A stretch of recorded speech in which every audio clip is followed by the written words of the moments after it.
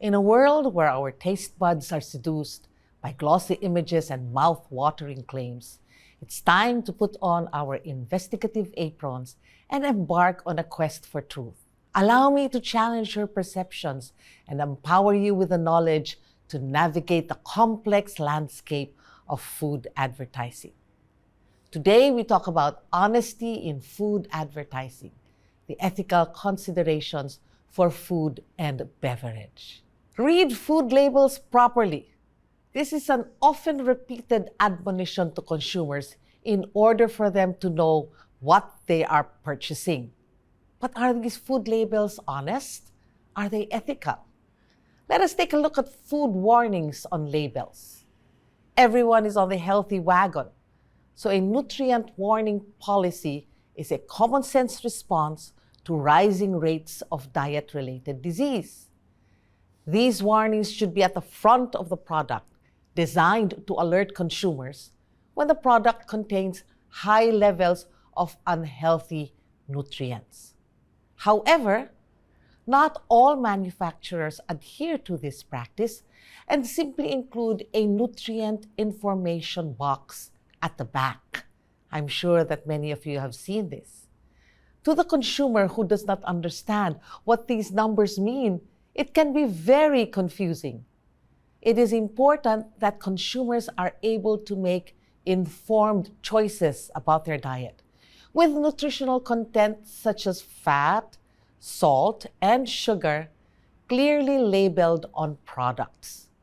Producers and retailers have a responsibility to ensure that the food they sell is clearly labeled with the contents and that consumers are not misled. Here are 10 must-haves on a food label. First, product name, of course. The name of the food should be visible on the product label. It may also include the treatment used for a product, such as UHT, sterilized, freeze-dried, and others. Brand name.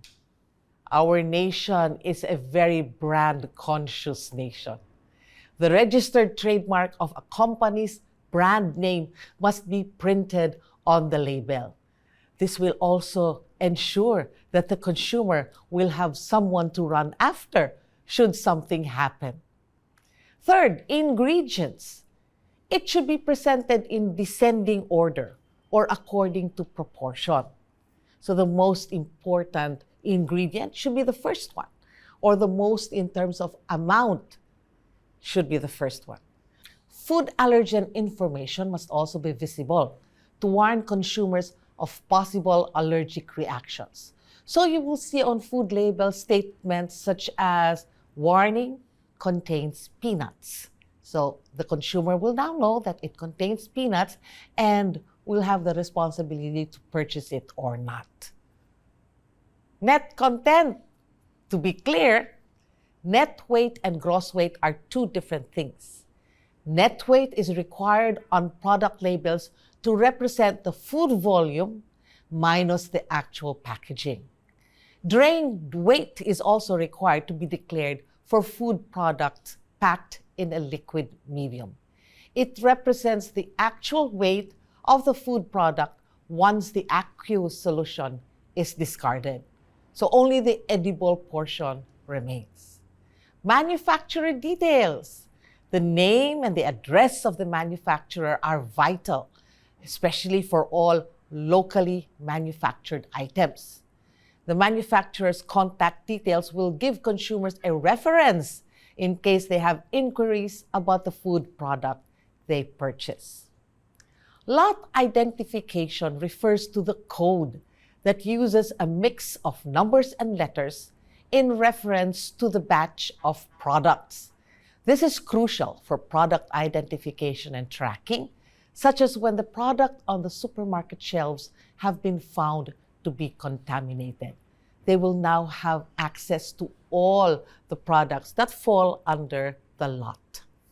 Storage. To provide consumers with essential information, storage conditions must also be found on product labels. This will guide them in properly stocking on food products after opening. So again, you will see statements such as refrigerate after opening, no? And that will tell you that as soon as it is opened, put them inside the refrigerator. Best before date, yan. Marami sa atin nagkakandalito-lito sa mga dates that are found on labels.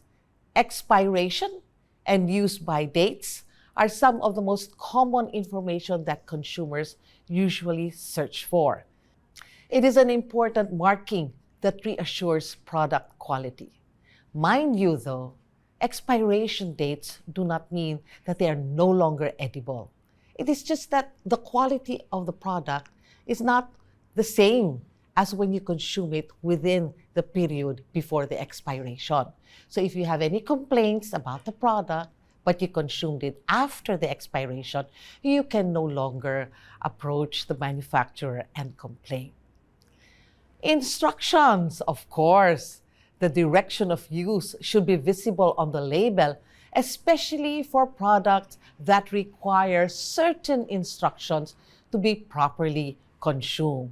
So what are you going to put inside? How are you going to cook it? Once opened, are you going to have to heat it up? Whatever, everything should be on the label. The point is, the consumer should not have any questions left. Nutritional information. As a nutritionist, for me, this is one of the most important things on a label. Nutrients that are claimed to be in the product must be declared. It should include the number of nutrients and other vitamins and minerals that a product has. So, for example, you will see a product that says rich in vitamin C or rich in phytonutrients. So, these are health claims and nutrient claims, or sometimes the manufacturer will put in good for your heart, or maybe sometimes heart-friendly. Those are also health claims that a consumer can now use to make their decisions. Where foods contain genetically modified ingredients or GMOs, this should be made clear to consumers. The use of genetically modified crops remains controversial for a number of reasons, including the potential risks to human health and the environment, and the negative connotation of GMO being unnatural. On the one hand, food warnings can have strong ethical dimensions. It can impact obesity prevention policies. Warnings are likely to generate important benefits, including increased consumer understanding, leading to informed choices, healthier purchases, and potential reductions in obesity prevalence. On the other hand, warnings evoke negative emotional reactions. Not only that, but food retailers can also use conflicting labeling systems, which may increase consumer confusion and dilute awareness. Nutritional content labeling can also be applied to out-of-home or eating out dining by adding calorie or nutritional content information to menus in restaurants and fast food outlets. Very recently, in a May 6, 2023 news article in the Inquirer.net, Quezon City may soon require restaurants to show food calorie content on menus. This is in partnership with the public interest law group Imagine Law. This is hoped to lead to helping promote healthy food choices for the public. Filipinos love to eat, so this will be a most welcome advocacy, which hopefully will escalate into a nationwide project. Current research suggests we continue to pursue food warnings as a policy option for improving public health while simultaneously conducting additional research on the ethics of these policies. Future research is especially needed to clarify warnings' effects on stigma and to characterize the balance and distribution of costs of and benefits from implementing food warning policies. Retailers should also ensure that their marketing practices are responsible with regards to nutrition and health. Producers and retailers have a particular responsibility to ensure the way they market products does not encourage an overconsumption of those products that are higher in sugar, salt, and fat, but rather encourages a healthy, balanced diet. Retailers have particular responsibility as it relates to marketing to children. Examples of marketing campaigns which might promote the purchase of unhealthy foods are those which offer significant discounts for multiple purchases of unhealthy products or offer prizes or discounts for collecting tokens on packaging. Irresponsible product placement can lead to the impulse purchasing of unhealthy products, such as positioning confectionery or otherwise known as candies at supermarket checkouts. Let us go even younger than children. A product that requires a more in-depth look is breast milk substitutes. The marketing of breast milk substitutes, or BMS, particularly in developing countries such as the Philippines, has been an ethical concern since the 1970s, with dubious marketing practices being widely viewed as having an impact on or contributing to infant mortality, especially where water impurities may have led to illness and early death. While the World Health Organization International Code of Marketing of Breast Milk Substitutes is designed to be implemented globally, in certain circumstances, the use of breast milk substitutes may be deemed necessary, such as when the newborn infant has a very low birth weight, is preterm, or in rare cases, is allergic to mother's milk or galactosemia. It can also be necessary if the mother is ill. However, sometimes the use of BMS is just simply a matter of choice. BMS are therefore viewed as legitimate products, and their sale is not viewed as inherently unethical. Given these, the key principle of the code is nevertheless applied and upheld in the host country. It is interesting to note that in an article by H.L. Sobel entitled, "Is Unimpeded Marketing for Breast Milk Substitutes Responsible for the Decline in Breastfeeding in the Philippines?"